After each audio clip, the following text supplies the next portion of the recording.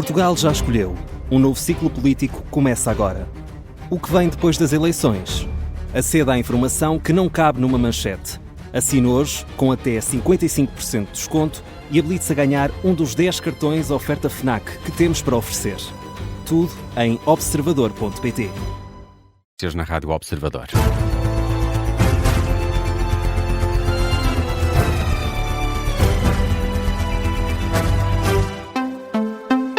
Miguel, está marcado para as 3h30 da tarde. O Primeiro-Ministro revela daqui a pouco as linhas gerais do PTRR, o plano de recuperação das zonas atingidas pelo mau tempo. Numa declaração que vamos transmitir aqui em direto, não é um plano fechado. Durante o debate quinzenal ontem na Assembleia da República, Luís Montenegro apelou aos contributos de partidos, autarcas, sociedade civil. Ainda não sabe qual o montante global, sendo que o coordenador da estrutura de missão para a região Centro, a Paulo Fernandes, esta região foi a zona mais afetada pelas intempéries, antecipa, em entrevista ao Jornal Público, prejuízos na casa dos 6 mil milhões de euros.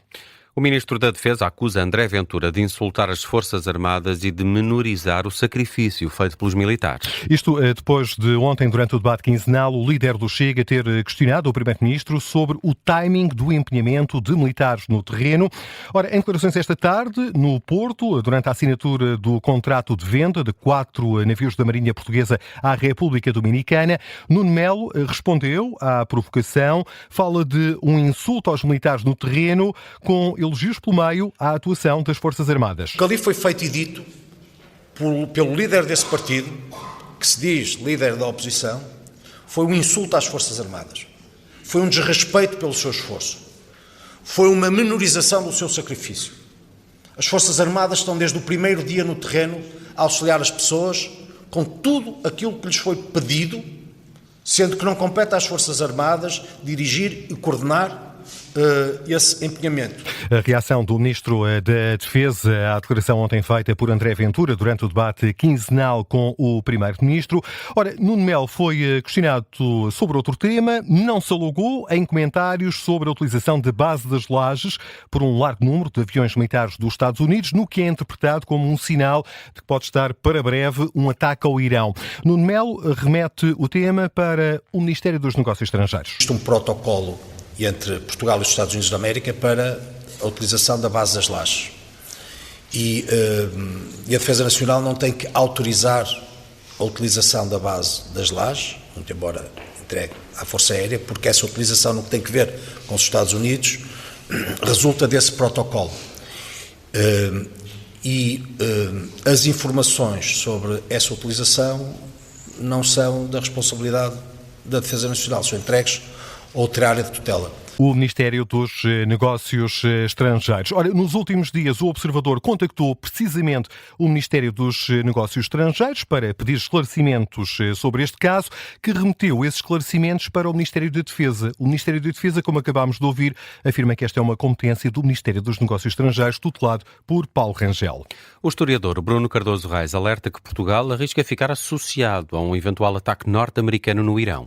Considera que, não se tratando de uma ofensiva, de uma intervenção militar no âmbito da NATO, o governo português tem uma palavra a dizer, mesmo que os Estados Unidos aleguem o contrário. À partida, o acordo que existe com os Estados Unidos, de 1951, e que depois foi renovado já nos anos 90, estabelece que, de facto, a base é uma base portuguesa, pode ser usada pelos Estados Unidos, sem precisar de autorização para missões no contexto da NATO, da Aliança Atlântica, mas para outras missões que sejam, digamos, exclusivamente norte-americanas, aí há necessidade de autorização.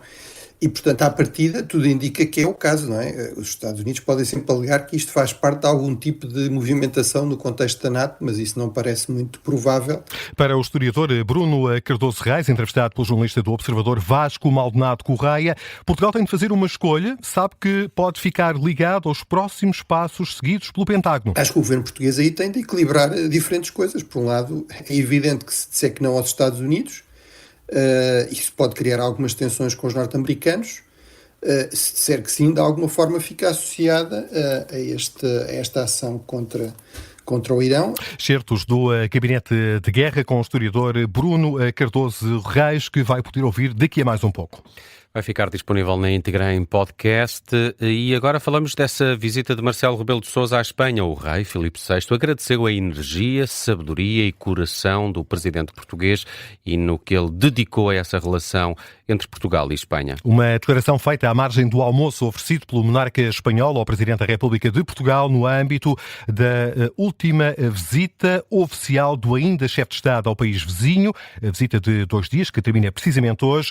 Marcelo Rebelo de Sousa também fez uso da palavra, primeiro em castelhano, para dizer que os 2 países da Península Ibérica partilham o mesmo futuro. Depois, já na língua de Camões, Marcelo Rebelo de Sousa dirigiu-se de forma direta ao rei Filipe VI para agradecer a relação mantida ao longo da última década e confessar uma pontinha de inveja. Saibam que na nossa República, Filipe VI e Letícia gozam de um carinho e de uma popularidade que chegou a ser a minha inveja, minha envidia, de tão populares que são os reis na República Portuguesa, que não tem paralelo com qualquer outro estadista europeu. O elogio, declaração em forma de elogio de Marcelo Rebelo de Sousa aos reis de Espanha. Termina hoje a visita oficial de 2 dias ao vizinho da Península Ibérica. Faltam poucos dias para se assinalarem 4 anos da invasão russa à Ucrânia. O jornal britânico The Guardian revela que os serviços secretos ingleses e norte-americanos anteciparam essa guerra na Ucrânia. Sim, o jornal britânico entrevistou uma centena de agentes secretos e oficiais de segurança britânicos, americanos e europeus.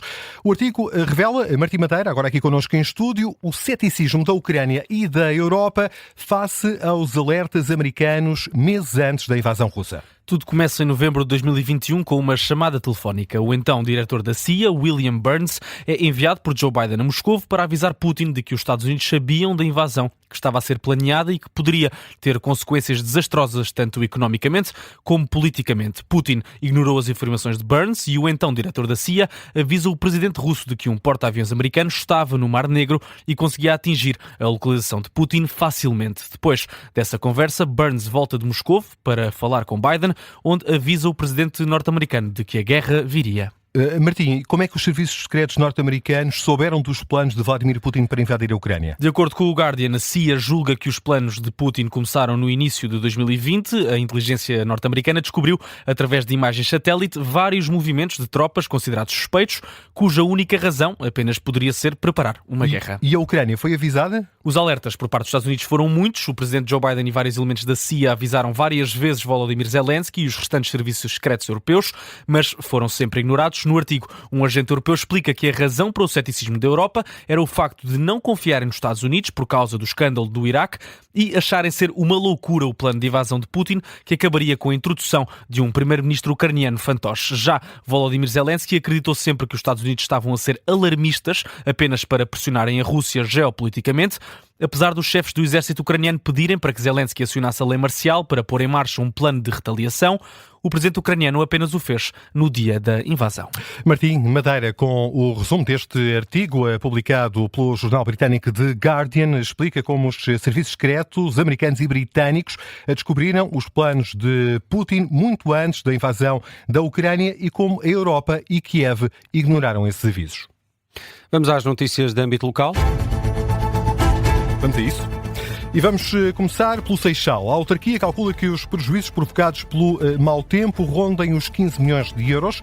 O presidente da autarquia, Paulo Silva, sublinha que o levantamento ainda não está concluído, mas reporta desde já diversos danos em estradas, escolas e casas do concelho. A Avenida da Fábrica da Pólvora e a Estrada Nacional que liga o Seixal a Sesimbra são 2 exemplos de infraestruturas que precisam de intervenção. Na Amadora já é possível submeter propostas para a 17ª edição do Orçamento Participativo do município. O tema central deste ano é a intervenção no espaço público. O orçamento total da iniciativa é de €500 mil. Cada proposta dos municípios não pode ultrapassar os €150 mil de investimento. As propostas escolhidas vão ser postas em prática nos próximos 2 anos. Em Rio Maior, o evento das Tasquinhas de Rio Maior celebra 4 décadas.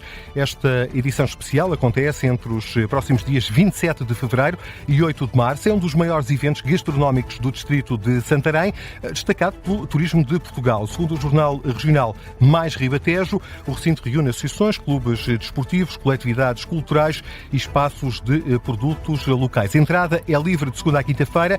Nos restantes dias, ou seja, ao fim de semana, o bilhete tem um custo de, no máximo, 6 euros. Em Aroca, foi aprovado um projeto de 10 milhões e meio de euros para ampliar a Câmara Municipal de Aroca. Segundo avança a agência Luz, a ampliação dos espaços do concelho vai permitir criar um novo edifício no terreno ao lado do atual imóvel. Margarida Belém, presidente da Câmara, realça que a ampliação é há muito necessária. Em Vila Nova de Famalicão, os alunos do secundário vão passar a ter